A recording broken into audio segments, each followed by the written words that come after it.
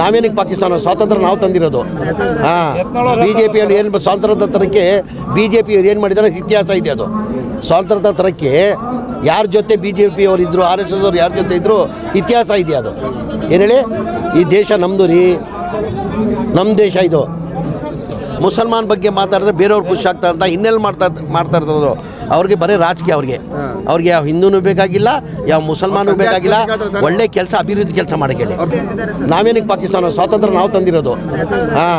BJPಯಲ್ಲಿ ಏನು ಸ್ವಾತಂತ್ರ್ಯ ತರಕ್ಕೆ BJPಯವ್ರು ಏನು ಮಾಡಿದ್ದಾರೆ ಇತಿಹಾಸ ಇದೆ. ಅದು ಸ್ವಾತಂತ್ರ್ಯ ತರಕ್ಕೆ ಯಾರ ಜೊತೆ BJP ಅವ್ರು ಇದ್ದರು, RSS ಅವ್ರು ಯಾರ ಜೊತೆ ಇದ್ದರು ಇತಿಹಾಸ ಇದೆ. ಅದು ಏನು ಹೇಳಿ, ಈ ದೇಶ ನಮ್ಮದು ರೀ, ನಮ್ಮ ದೇಶ ಇದು.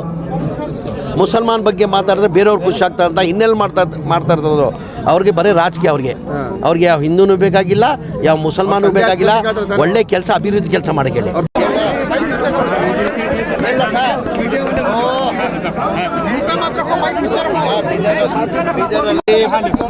ಬೀದರಲ್ಲಿ ಮೊದಲೇ ಬಾರಿ ನಾವು ವಕ್ಫ್ ಅದಾಲತನ್ನು ಇಟ್ಟಿದ್ದೀವಿ. ಇವತ್ತು ಕಾರಣ ಅಂದರೆ ಭಾಳಷ್ಟು ಡಿಸ್ಟಿಕ್ಕಲ್ಲಿ ವಕ್ಫ್ ಸಮಸ್ಯೆಗಳಿದೆ. ಭಾಳಷ್ಟು ಖಾತಾಗಳು ಆಗಿಲ್ಲ, ಭಾಳಷ್ಟು ಎಂಕರೇಜ್ಮೆಂಟ್ ಇತ್ತು. ಆ ಟ್ರಯಲ್ ಬೇಸಿಕಲ್ಲಿ ಬೆಳಗಾಮಲ್ಲಿ ನಾವು ವಕ್ಫ್ ಅದಾಲತ್ ಅಂತ ಮಾಡಿದ್ವಿ. ಅದರಲ್ಲಿ ನಮ್ಗೆ 70% ಸಮಸ್ಯೆನ ಬಗೆಹರಿದು. ಆ ಕಾರಣಕ್ಕೆ ಎಲ್ಲ ಡಿಸ್ಟಿಕ್ಕಲ್ಲಿ ನಾವು ವಕ್ಫ್ ಅದಾಲತ್ ಅಂತ ತೀರ್ಮಾನ ಮಾಡಿ ಇವತ್ತು ಬೀದರಿಂದ ಚಾಲನೆ ಕೊಟ್ಟಿದ್ದೀವಿ.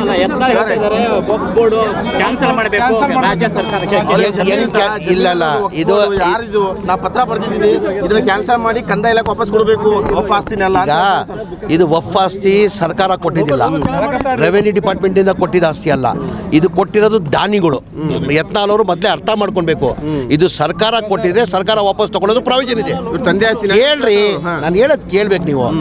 ಇದು ಸ್ವಂತ, ಇದು ಯಾವುದಾದ್ರು ಸರ್ಕಾರ ಕೊಟ್ಟಿದ್ರೆ ಸರ್ಕಾರಕ್ಕೆ ವಾಪಸ್ ತಗೊಳ್ಳೋದು ಅವ್ರಿಗೆ ಪ್ರಾವಿಷನ್ ಇದೆ. ಇದು ಸರ್ಕಾರ ಏನು ಕೊಟ್ಟಿಲ್ಲ, ಇದು ದಾನಿಗಳು ಕೊಟ್ಟಿರೋದು. ದಾನಿಗಳು ಸಮಾಜಕ್ಕೆ ಒಳ್ಳೇದಾಗಲಿ, ಬಡವ್ರಿಗೆ ಒಳ್ಳೇದಾಗಲಿ ಅಂತ ದಾನಿಗಳು ಕೊಟ್ಟಿರೋದು. ಎಲ್ಲ ಒಟ್ಟಾಗಿ ಸೇರಿ ಎಷ್ಟು ಹೇಳಿ 37,000 ಎಕರೆ ನಮ್ಮ ರಾಜ್ಯದಲ್ಲಿರೋದು. ಅದರಲ್ಲಿ 4,570 ಎಕರೆ ಎಂಕ್ರೋಚ್ಮೆಂಟ್ ಆಗಿದೆ ಇಡೀ ರಾಜ್ಯದಲ್ಲಿ. ಆ ಕಾರಣಕ್ಕೆ ನಾವು ಇದು ವಕ್ಫ್ ಅದಾಲತ್ ಮಾಡ್ತಾ ಇರೋದು. ನಮ್ಮ ಆಸ್ತಿ ಹೋಗಿರೋದು. ಯತ್ನಾಳ್ ಅವ್ರಿಗೆ ಭಾಳ ಕಾನೂನು ಗೊತ್ತಿದೆ ಅಂತ ತಿಳ್ಕೊಂಡಿದೆ, ಭಾಳ ಬುದ್ಧಿವಂತರು ಅಂತ ತಿಳ್ಕೊಂಡಿದೆ. ಈ ವಕ್ಫ್ ಆ್ಯಕ್ಟ್ ಮಾಡಿದ್ಯಾರು ಹೇಳಿ? 1956 ನೆಹರು ಇರುವಾಗ ವಕ್ಫ್ ಆ್ಯಕ್ಟ್ ಆಗಿದೆ. ಇದು ದಾನಿಗಳು ಕೊಟ್ಟಿರೋದು ಆಸ್ತಿ, ಯಾವ ಸರ್ಕಾರ ಕೊಟ್ಟಿದ್ದ ಆಸ್ತಿ ಅಲ್ಲ. ಯತ್ನಾಳ್ ಅವರು ಅರ್ಥ ಮಾಡ್ಕೊಳ್ಬೇಕಾಗ್ತದೆ. ಯಾರು ಪತ್ರ ಬರೆದ್ರು ರೀ? ರದ್ದು ಮಾಡಿ. ಹೆಂಗ್ ರದ್ದು ಮಾಡೋಕ್ಕಾಗ್ತದೆ? ಹೆಂಗೆ ಸಾಧ್ಯ ರದ್ದು ಮಾಡೋಕ್ಕಾಗ್ತದೆ? ಯಾವ ಕಾರಣಕ್ಕೆ ರದ್ದು ಮಾಡ್ತಾರೆ? ಈಗ ಸರ್ಕಾರ ಕೊಟ್ಟಿದ್ರೆ ಜಾಗ ವಾಪಸ್ ಕೇಳೋದ್ರಲ್ಲಿ ನಾನು ಅರ್ಥ ಇದೆ ಅದಲ್ಲಿ. ಇದು ದಾನಿಗಳು ಕೊಟ್ಟಿರೋದು ಯಾರೋ, ಅವರು ರಿಲೇಷನ್ ಇದ್ದೂ ಪಾಪ ಅವ್ರು ಹೆಂಡತಿ ಕಡೆಯವ್ರು ಇರ್ತಾರೆ, ತಂದೆ ಕಡೆಯವ್ರು ಇರ್ತಾರೆ. ಅದೆಲ್ಲ ಇದ್ದೂ ನಮ್ಮ ದಾನ ಮಾಡಿರೋದು, ವಕ್ಫ್ ಬೋರ್ಡ್ಗೆ ಡೊನೇಟ್ ಮಾಡಿರೋದು. ಏನಕ್ಕಂದರೆ ಸಮಾಜಕ್ಕೆ ಒಳ್ಳೇದಾಗಲಿ ಅಂತ. ಕೊಡುವಾಗ ಏನು ಮಾಡ್ತಾರೆ, ಕಂಡೀಷನ್ ಹಾಕ್ತಾರೆ. ವಕ್ಫ್ಗೆ ಯಾರಿಗಾನ ಕೊಡಬೇಕಾದ್ರೆ ಅವರು ದಾನಿಗಳು ಯಾರು ಕೊಟ್ಟಿದ್ದಾರೆ ಆ ಕಂಡೀಷನ್ ಹಾಕ್ತಾರೆ. ಯಾವ ಪರ್ಪಸ್ಗೆ ನಾವು ಯೂಸ್ ಮಾಡಬೇಕಂತ. ಎಜುಕೇಷನ್ ಪರ್ಪಸ್ ಯೂಸ್ ಮಾಡಬೇಕು, ಖಬ್ರಸ್ತಾನ್ಗೆ ಯೂಸ್ ಮಾಡಬೇಕು, ಈದ್ಗಾ ಮೈದಾನ್ಗೆ ಯೂಸ್ ಮಾಡಬೇಕು, ಮಸೀದಿಗೆ ಕೊಡಬೇಕಂತ ಆ ದಾನಿಗಳು ವಕ್ಫ್ ಮಾಡುವಾಗ ಕಂಡೀಷನ್ ಹಾಕ್ತಾರೆ, ಇಂಥದಕ್ಕೆ ಯೂಸ್ ಮಾಡಬೇಕಂತ. ಅದೇನಾಗಿದೆ ಅವ್ರಿಗೆ ರಾಜಕೀಯ ಇಲ್ಲ. ಅವ್ರಿಗೆ ಮುಸಲ್ಮಾನ್ ಬಗ್ಗೆ ಮಾತಾಡಿದ್ರೆ ಬೇರೆಯವ್ರು ಖುಷಿ ಆಗ್ತಾರೆ ಅಂತ ಇನ್ನೆಲ್ಲಿ ಮಾಡ್ತಾ ಇರ್ತಾರೋ ಅವ್ರಿಗೆ ಬರೀ ರಾಜಕೀಯ.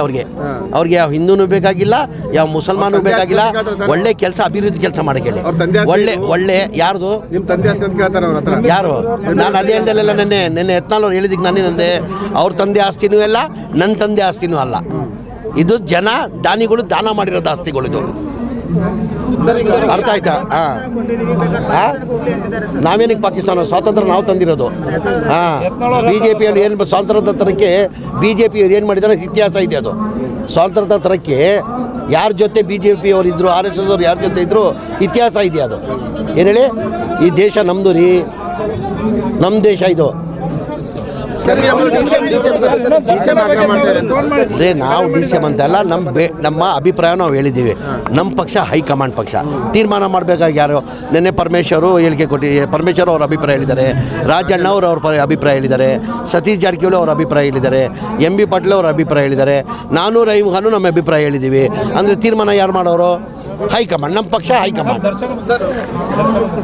ದರ್ಶನ್ ಆಯಿತು ಶಿಕ್ಷೆ ಅವರು ಜೈಲಲ್ಲಿದ್ದಾರೆ ಈಗ.